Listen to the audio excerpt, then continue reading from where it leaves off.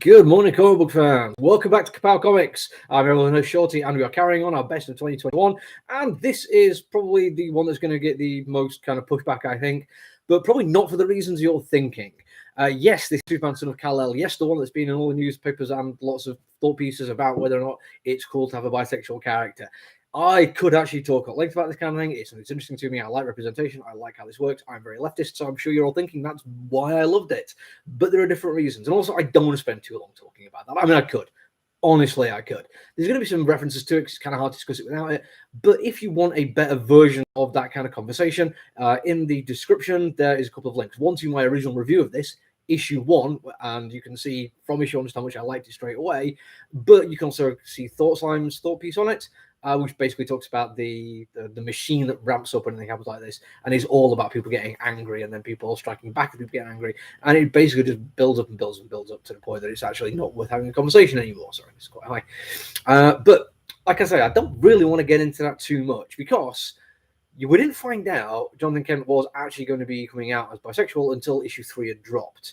And DC made a big deal of it, apparently like coming out day, and there's definitely like some marketing stuff going in there. Again, in the Thoughts Line piece, you can see exactly why this may have been done. But as a story point, I quite enjoyed it. But we're not there yet. That actually happened in issue 5.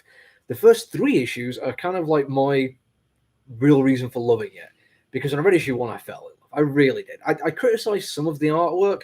There's a couple of bits where certain panels don't feel like they got the same love and attention as the rest of it. There's a particular example of Wonder Woman's face in profile, which just looks almost flat and lifeless, lacking in detail or empathy or emotion or anything. But it's only like that one panel. And when I'm doing these kind of reviews, sometimes if one thing stands out at me, I will tell you about it because once I know something like that, I start looking for bad artwork throughout. And it never really came to fruition.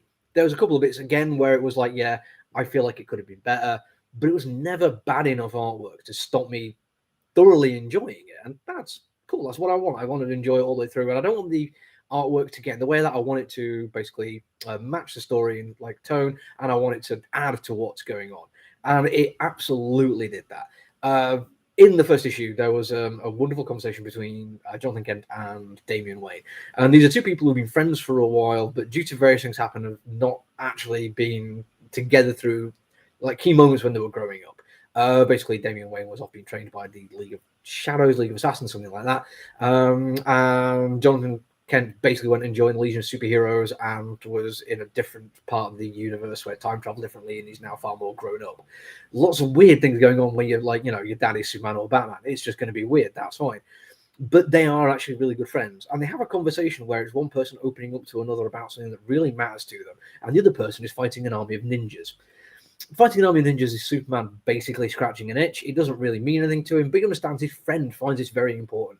And it's also something his friend has to do. It's part of what he's going through at this point in his life. And to interrupt him and to do the job for him or to belittle what he's trying to do, his accomplishments, his achievements, is not being a very good friend. On the flip side of that, Robin is carrying on doing all this and still listening to his friend and offering advice. And he is taking it in his stride, certainly, because he's Robin. He can fight an army of ninjas.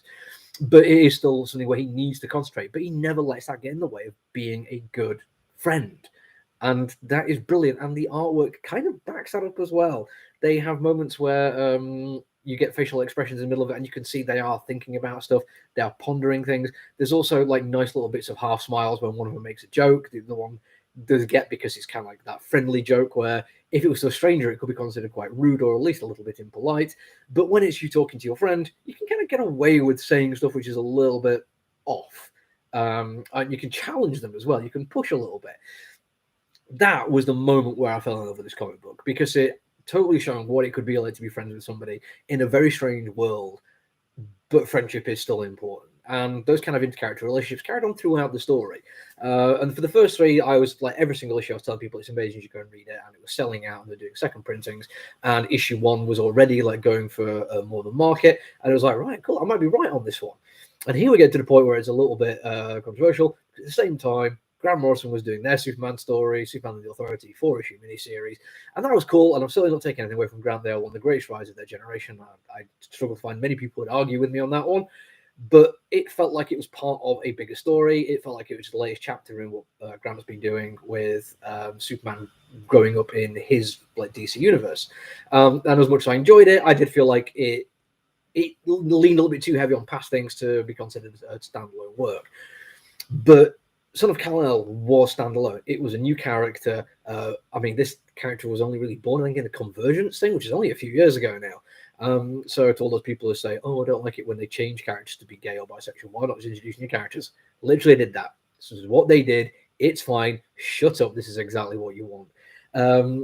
Unfortunately, then issue 4 came out, and there was a slight change on the artist, or at least there's somebody helping out on the art. Because I think Bruce Timmons is like just getting snowed under a little bit, and the quality kind of dropped a little bit. It was frustrating.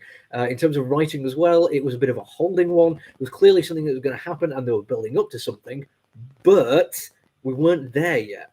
So we were just kind of waiting to see what was going to happen. And for all the people who got thoroughly excited by the first 3 issues, we're finding out that Superman was going to come out as bisexual. Could have picked up issue 4, because by that point 1, 2, and 3 were very hard to get hold of, and would have been disappointed by it, or at least not as enthused as I would like them to be. Thankfully, 5 came out and was right back at it, and the annual is out now, and that's really, really good as well. An excellent version of Lex Luthor, and it's turned out to be like one of the things I'm going to read over and over again, and I absolutely love. From start to finish, it's absolutely brilliant. And I'm going to do one last thing about the bisexuality before we go, because representation does matter. There's a reason why I talk about this kind of thing, because the default normal in comic book art and comic book representation is something that looks quite similar to me and thinks quite similar to me in terms of sexuality and such things. But I don't feel bad when other things are represented. I don't feel challenged in any way. I don't feel like my viewpoint is not going to be listened to anymore. I'm not an idiot. I know how much privilege I have. And I think showing representation is only going to be a good thing. Do I feel comfortable with the fact that there's still an awful lot of people who are like me? No, I don't feel comfortable by that. I actually want more representation. I want to see more people who are not like me voicing more things that I might not agree with or that are different to me. Even if I agree with them, I could still think differently about stuff, because that is a sign that the world is getting to be a better place, gradually, in small little increments, bit by bit. And if you want to put that in any comic book, that the world can be a better place and can continue to grow and be more wonderful, it's got to be in a Superman comic book. And let's not forget, there's the wonderful moment in it where he has a conversation with his dad, and his dad even admits the fact that they were so set in their ways and they were so worried about the next big challenge that there were so many opportunities he had to make the world a better place and didn't do it. And he hoped his son could do it. And his son is going to, and he's going to do an amazing job. It just happens that he's going to do it while also occasionally fancying dudes. Well, fancying dudes and women, should I say. Bad phrasing on my part there. It's brilliant. Check it out. Thoroughly enjoyable. Ignoring all the stuff about his sexuality, it's still an absolutely fantastic comic book, and I'm very glad I read it. That's it for me today, though. I'm going to come back tomorrow with another one. Until then, look after each other, everyone. Stay safe. Bye.